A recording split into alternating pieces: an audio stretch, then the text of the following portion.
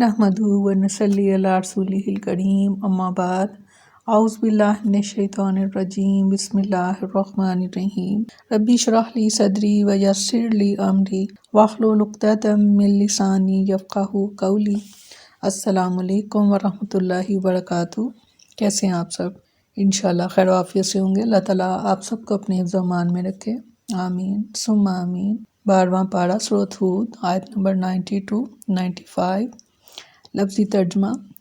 वस्तगफिरू और बख्शिश मांगो रब्बकुम अपने परवरदिगार से, सुम्मा फिर तूबू तौबा करो इलैहि इसी के आगे, इन्ना बेशक रब्बी मेरा परवरदिगार रहीमुन वदूद रहम वाला मोहब्बत वाला है। बेशक क़ालू उन्होंने कहा या शुएबू ए शुएब अलैहिस्सलाम मा नफ़क़त नहीं हम समझते कसीरन बहुत कुछ मिम्मा इससे जो तकूल आप कहते हैं, व इन्ना और बेशक हम लनरा का हम देखते हैं आपको फ़ीना अपने दरमियान ज़ईफ़ा कमज़ोर, वलौला और अगर ना होती रहतु का आपकी बरादरी लार्जुमन्ना का इस्तग़फ़ार तो हम ज़रूर संसार कर देते। वमा और नहीं अंता है आप अलैना हम पर भी अज़ीज़ कोई गालिब। काला उन्होंने फरमाया या कौमी है मेरी कौम और रहती क्या मेरी बरादरी का आज़ू दबाव है ज़्यादा अलैकुम तुम पर मिनल्लाहि अल्लाह से, वत्तख़ज़्तुमूहु और उसको डाल रखा है तुमने वराअकुम अपने पीछे, ज़िहरिया यानी अपने बुलाकर, इन्ना बेशक रब्बी मेरा परवरदिगार बिमा उस पर जो तामालूम तुम करते हो मुहीत घेरने वाला है। फरमाया या कौमी और ए मेरी कौम इमालू कि तुम अमल किए जाओ अला मकानतिकुम अपनी जगह, इन्नी बेशक मैं आमिलून अपने अमल किए जाऊँगा, सोफ़ा अन करीब तालमून तुम जान लोगे, मन याती ही कि किस पर आता है अज़ाबुन अज़ाब, युख़ज़ी ही रुसवा करने वाला, अमन और कौन हुआ वो काज़िबुन झूठा है, वरताकिबू और तुम इंतज़ार करो, इन्नी बेशक मैं भी माकुम तुम्हारे साथ रकीब इंतज़ार करने वाला हूँ। वलम्मा और जब जा आया अमरुना हमारा हुक्म, नज्जैना हमने बचा लिया शुएब अलैहिस्सलाम को वल्लज़ीना और जो लोग आमानु ईमान लाए थे माहू उनके साथ, बिरहमतिन अपनी रहमत से, मिन्ना अपनी तरफ से, वाख़ज़त और आप पकड़ा उनको अल्लाज़ीना कि जिन्होंने ज़ालमु जुल्म किया था, सईहतु चिंगार ने, फ़स्बाहु बस वो रह गए फ़ी दियारिहिम अपने घरों में, जासिमीन ऊंधे पड़े हुए, काल्लम गोया के नहीं यगनऊ व बसे थे फ़ीहा इसमें, अला सुन लो बूदन फिटकार है लिमदियाना मदियन के लिए, कमा जैसे के बाइतु फटकार हुई समूद पर। फरमाया और अपने रब से बख्शिश मांगो फिर इसकी तरफ पलट आओ, बेशक मेरा रब नहायत रहम वाला और बहुत मोहब्बत वाला है। शुएब अलैहिस्सलाम ने इन्हें कुफ्र व नाज से डराते हुए कहा कि ऐ मेरी कौम के लोगों, मेरी दुश्मनी और मुखालफत की वजह से अपने कुफ्र व फसाद पर इसरार ना करो, वरना तुम पर भी अल्लाह का अजाब इसी तरह नाजिल हो जाएगा जिस तरह कौम नूह, कौम हूद, कौम सालेह और कौम लूत पर तुमसे पहले नाजिल हो चुका है। और कौम लूत का ज़माना और इनका इलाका तुमसे कुछ ज़्यादा दूर नहीं है। इन पर जो अल्लाह का अजाब आया वो तुम्हें मालूम है, और इसका सबसे बड़ा सबब यह था कि उन्होंने कुफ्र व नाद पर इसरार किया और लूत की बात को ठुकरा दिया था। अगली आयत में अजाब से डराने के बाद इन्हें नसीहत की कि वो बुतों की इबादत से ताइब हो जाएं, अल्लाह से मग़फ़िरत तलब करें,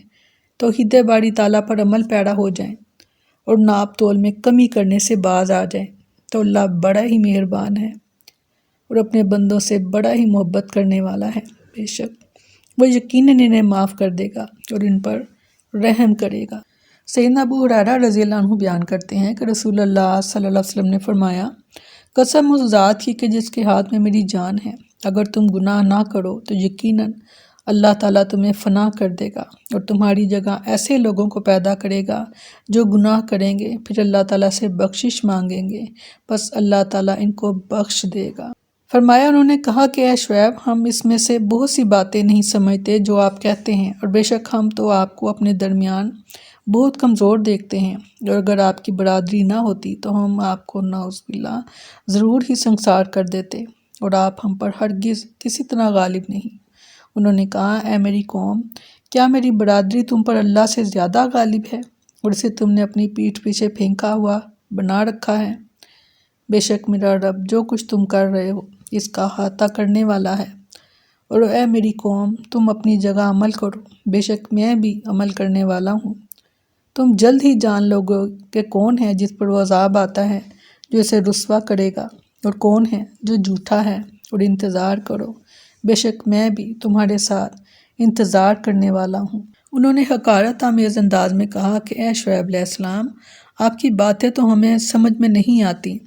کہ آپ غیبی امور کی باتیں کرتے ہیں، موت کے بعد دوبارہ اٹھائے جانے، توحید باری تعالیٰ اور مال میں حلال و حرام کی باتیں کرتے ہیں۔ یہ سب باتیں قابل قبول نہیں ہیں، اور آپ اپنی انہی باتوں کی وجہ سے سب سے کٹ کر تنہا رہ گئے ہو، استغفار، اور آپ کی کوئی حیثیت نہیں رہی۔ اگر آپ کی قوم کا خیال نہ ہوتا تو ہم آپ کو نعوذ باللہ پتھروں سے مار مار کر ہلاک کر دیتے، اور آپ ہماری نظر میں کسی حیثیت سے بھی معزز نہیں ہیں، استغفار، اور آپ کو رجم نہ کرتے، صرف آپ کی قوم کا خیال آتا ہے کہ تمہیں اب تک چھوڑ رکھا ہے اس لیے کہ وہ لوگ ہمارے دین پر ہیں۔ شعیب علیہ السلام نے کہا کہ میرا خاندان تمہاری نظر میں اللہ سے زیادہ معزز ہے، تم لوگوں نے اس کے دین، اس کے حکم اور اس کی وحی کو ٹھکرا دیا ہے، اور میرے خاندان کے کافروں کا لحاظ کر کے مجھ پر احسان جتا رہے ہو۔ بے شک میرا رب تمہارے تمام کرتوتوں کو خوب جانتا ہے، وہ تمہیں اس کی ضرور سزا دے گا۔ پھر جب شعیب علیہ السلام اور ان کی طرف سے بالکل ہی نا امید ہو گئے تو کہا، اے میری قوم کے لوگوں، تم لوگ اپنے کفر اور سرکشی کی راہ پر چلتے جاؤ، اور جو کرنا چاہو کیے جاؤ، میں بھی صبر و استقامت کے ساتھ اپنی راہ پر گامزن رہتا ہوں۔ تم لوگ ان قریب ہی جان لو گے کہ اللہ کا رسوا کن عذاب کسے اپنی گرفت میں لیتا ہے اور کون جھوٹا ہے، اور اب تم لوگ اپنی ہلاکت اور بربادی کا انتظار کرو، میں بھی تمہارے ساتھ انتظار کرتا ہوں۔ سیدنا ابو ہریرہ رضی اللہ عنہ بیان کرتے ہیں کہ رسول اللہ صلی اللہ علیہ وسلم نے فرمایا، بندہ جب کوئی گناہ کرتا ہے تو اس کے دل میں ایک سیاہ نقطہ پڑ جاتا ہے، پھر اگر وہ گناہ چھوڑ دے، استغفار کرے اور توبہ کر لے تو اس کا دل صاف کر دیا جاتا ہے، اور اگر وہ دوبارہ گناہ کرے تو نقطہ بڑھ جاتا ہے حتیٰ کہ پورا دل سیاہ ہو جاتا ہے۔ فرمایا، اور جب ہمارا حکم آیا اور ہم نے شعیب علیہ السلام اور ان کے لوگوں کو جو ان کے ہمراہ ایمان لائے تھے اپنی خاص رحمت سے بچا لیا، اور ان لوگوں کو جنہوں نے ظلم کیا تھا چیخ نے پکڑ لیا، تو انہوں نے اپنے گھروں میں اس حال میں صبح کی کہ گرے پڑے تھے کہ جیسے وہ ان میں نہیں رہے تھے۔ سن لو، مدین کے لیے ہلاکت ہے جیسے سمود ہلاک ہوئے۔ جب اللہ کا عذاب قوم شعیب پر نازل ہوا تو اللہ تعالیٰ نے شعیب علیہ السلام اور ان کے مسلمان ساتھیوں کو اپنے فضل خاص سے ان کے ایمان کی بدولت اس عذاب سے بچا لیا، اور جن لوگوں نے کفر و عناد کی وجہ سے اسے اپنے آپ پر اور لوگوں کا مال ناجائز طور پر لے کر دوسروں پر ظلم کیا تھا، انہیں اللہ کے عذاب نے اپنی گرفت میں لے لیا۔ وہ عذاب جبرائیل علیہ السلام کی ایک شدید چیخ تھی جس کے اثر سے ان کی روحیں ان کے جسموں سے پرواز کر گئیں۔ سورہ اعراف اور سورۃ عنکبوت میں آیا ہے کہ شدید زلزلہ آیا جس سے تمام لوگ ہلاک ہو گئے، اور یہ زلزلہ جبرائیل علیہ السلام کی شدید چیخ ہی کا نتیجہ تھا، اور یہ عذاب شعیب علیہ السلام کی بستی والوں پر آیا تھا۔ اللہ تعالیٰ نے شعیب علیہ السلام کو ایکا والوں کی طرف بھی نبی بنا کر بھیجا تھا، انہوں نے بھی نافرمانی کی تو اللہ نے انہیں ایک آگ کے ذریعے ہلاک کر دیا تھا جو آسمان سے آئی تھی۔ جبرائیل علیہ السلام کی چیخ کا یہ اثر ہوا کہ وہ تمام لوگ اپنے گھروں ہی میں مر گئے اور اس طرح ختم ہو گئے جیسے وہاں کبھی کوئی یہ بات تھا ہی نہیں۔ اس کے بعد اللہ تعالیٰ نے ان پر ہمیشہ کے لیے ہلاکت اور بربادی مسلط کر دی، جس طرح قوم سمود پر اس سے پہلے مسلط کر دی تھی۔ اس لیے ان کے علاقے ایک دوسرے کے قریب تھے، کفر و سرکشی اور ڈاکہ زنی میں بھی ایک جیسے تھے، اور دونوں ہی قومیں دیہات میں رہتی تھیں۔ ہم یہ واقعات پیچھے بھی پڑھ رہے ہیں، اب دوبارہ سے ہم پڑھ رہے ہیں کہ انبیاء کی قوموں پر جو جو عذاب آیا اور ان کی وجہ کیا تھی، نافرمانی، اپنے انبیاء کی نافرمانی۔ تو ہم نے بھی اپنے نبی کی نافرمانی سے بچنا ہے۔ اللہ تعالیٰ ہماری مدد کرے، آمین۔ السلام علیکم ورحمۃ اللہ وبرکاتہ۔